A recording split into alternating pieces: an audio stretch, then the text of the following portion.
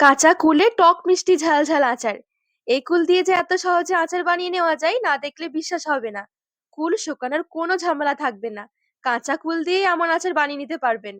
আর এভাবে আচার তৈরি করে বছরের পর বছর সংরক্ষণও করা যায়। তবে এরকম আচার তৈরি করলে মনে হয় না বছর থাকবে, 2 দিনে শেষ হয়ে যাবে। দেখে মনে হচ্ছে যে এটা কাঁচা কুল দিয়ে তৈরি করা হয়েছে। একটু বিট লবণ ছড়িয়ে খেয়ে দেখুন, দারুণ লাগে। নমস্কার বন্ধুরা, নতুন একটা পর্ব দেখার জন্য আপনাদের সকলকে স্বাগত জানাই।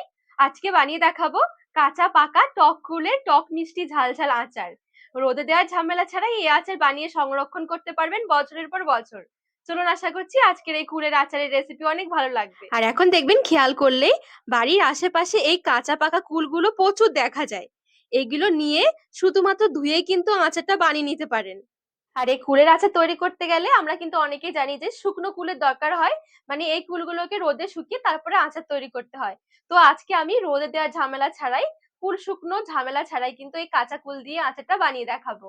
এখানে আমি 1 কিলো মতন কুল নিয়েছি। সবার প্রথমে আচারের জন্য একটা ভাজা মশলা তৈরি করে নেব। 3টে নিয়েছি শুকনো লঙ্কা, একটা তেজপাতা, 1 চামচ গোটা ধনে, হাফ চামচ গোটা জিরে, হাফ চামচ নিয়েছি মৌরি, হাফ চামচ নিয়েছি কালো জিরে, হাফ চামচ কাঁচা জোয়ান, সামান্য কয়েক দানা নিয়েছি মেথি। মেথি আবার অনেক বেশি দেওয়া যাবে না। একদম হালকা আছে মশলাগুলো মুচমুচে করে ভেজে নেব। একদম হালকা আছে মুচমুচে করে মশলাগুলো ভেজে নিয়েছি। আবার এখানে মশলা অনেক বেশি ভাজা হলে তেতো হয়ে যাবে। হালকা একটু মুচমুচে করে ভেজে নিলেই হবে। এবারে আঁচ থেকে নামিয়ে শিলপাটায় নিয়ে নিচ্ছি। এদিকে একটা কড়াই বসিয়ে দিয়েছি, এবারে কুলগুলো কড়াইয়ে নিয়ে নিচ্ছি। আর এখানে আমি কিন্তু কুলগুলোকে ভালো করে পরিষ্কার করে ধুয়ে এই যে কুলের বোটাগুলো ছিল, বোটাগুলো কিন্তু ছাড়িয়ে নিয়েছি। এবারে আচার মিষ্টি করার জন্য আমি এখানে নিয়েছি চিনি, চাইলে কিন্তু আখের গুড়টাও নিতে পারেন। আর এখানে আমি নিয়েছি চিনি 300 গ্রাম। 300 গ্রাম চিনিতে কিন্তু খুব বেশি একটা মিষ্টি হবে না। আর যেহেতু আমি টক মিষ্টি ঝাল ঝাল করে বানাবো, সেজন্য খুব বেশি একটা মিষ্টি করছি না। যদি আপনারা একটু মিষ্টি খেতে পছন্দ করেন, সেক্ষেত্রে 350 গ্রামের মতন চিনি দেবেন। কুলের সাথে চিনি ভালো করে নেড়ে চেড়ে মিশিয়ে নেব।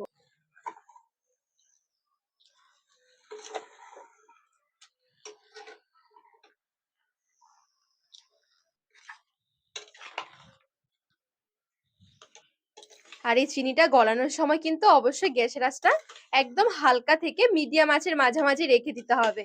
অনেক বেশি বাড়িয়ে দিলে চিনি না গলে গিয়ে বরঞ্চ চিনি আবার পুড়ে যাবে। আর যদি চিনি গলতে একটু সমস্যা হয়, সেক্ষেত্রে একদম অল্প পরিমাণে একটু জল দিতে পারেন। আবার কিন্তু জল অনেক বেশি দেবেন না। আমি এখানে জল ছাড়াই চিনি সুন্দরভাবে নেড়ে চেড়ে হালকা আঁচে গলিয়ে নিয়েছি।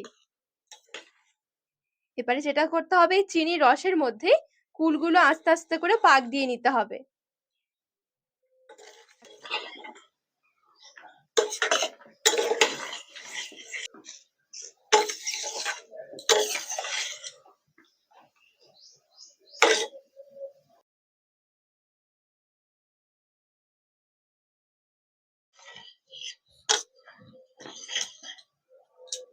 আর এর মাঝখানে কালারের জন্য নিয়ে নিচ্ছি লঙ্কার গুঁড়ো, একটু হলুদ গুঁড়ো। এখানে আমি একটু কাশ্মীরি লঙ্কার গুঁড়ো নিয়েছি।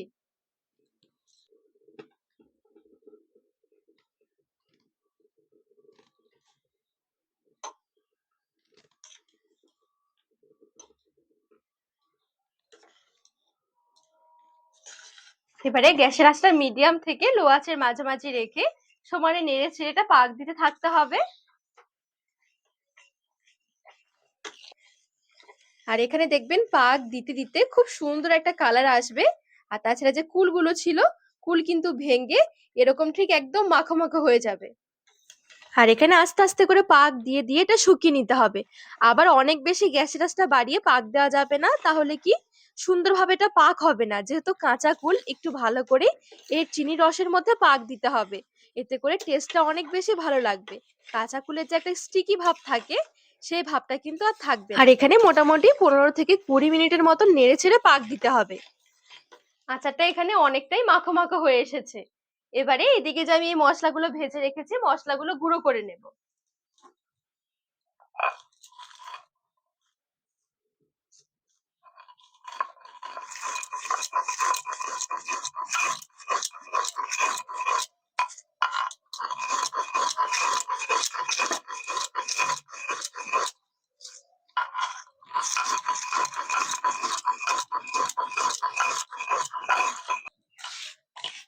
মশলাটা সুন্দরভাবে গুঁড়ো করে নিয়েছি।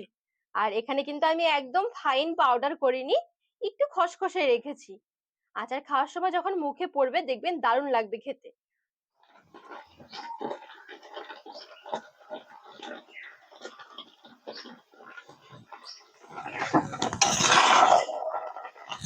এবারে ভাজা মশলাটা আমি আচারের মধ্যে নিয়ে নিচ্ছি।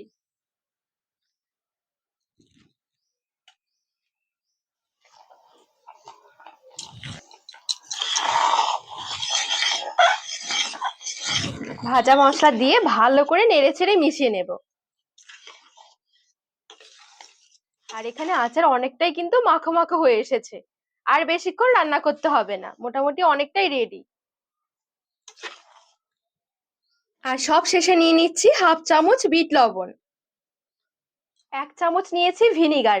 যেহেতু কাঁচা কুলের আচার, সেই কারণে একটু ভিনিগার দিতে হবে, না হলে কিন্তু এটা ভালো থাকবে না অনেকদিন। আর একটু ভিনিগার দিলে কি এই কুলের আচার বছরের পর বছর রেখে দিতে পারেন, কোনোভাবে কিন্তু নষ্ট হবে না।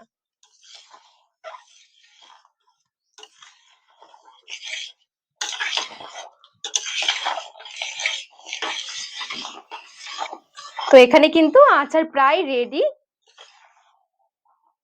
এটা যখন একটু ঠান্ডা হবে তখন কিন্তু আর একটু জমে যাবে। তো এই অবস্থা আমি গ্যাসের আঁচটা বন্ধ করে দেব। আর এখন দেখুন আচারের কালারটা কি দারুণ এসেছে।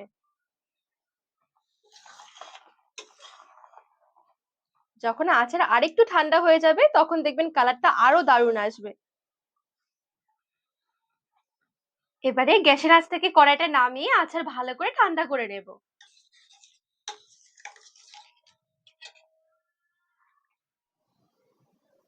আচারের কড়াই ধরে ভালো করে একদম ঠান্ডা করে নিয়েছি।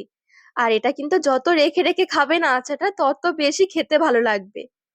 দেখুন মনে হবে যে এটা কাঁচা কুল দিয়ে তৈরি করা হয়েছে। আচার তৈরি করা এখন কত সহজ। কুল শুকনো করার কোনো ঝামেলাই থাকবে না, রোদে দেওয়ার ঝামেলাই থাকবে না। ঠান্ডা হয়ে গেলে একটা এয়ার টাইট কন্টেনারে ভরে রেখে দিতে পারেন। আচার কিন্তু অনেক দিন ভালো থাকবে। দেখুন কতটা সুন্দর লাগছে আর কি দারুণ একটা কালার এসেছে। অল্প একটু আচার নিয়ে একটু বিট লবণ ছড়িয়ে সার্ভ করবেন। কি যে ভালো লাগে খেতে, না খেলে বিশ্বাসই করতে পারবেন না। অবশ্যই একটু বিট লবণ দিয়ে খাবেন, ফ্লেভারটা দারুণ আসবে। তো বন্ধুরা, আজকে এই কুলের আচারের রেসিপি আপনাদের কেমন লেগেছে অবশ্যই কমেন্ট করে জানাবেন। আর রেসিপি ভালো লাগলে চ্যানেলটিকে সাবস্ক্রাইব করে পাশে থাকার অনুরোধ রইল।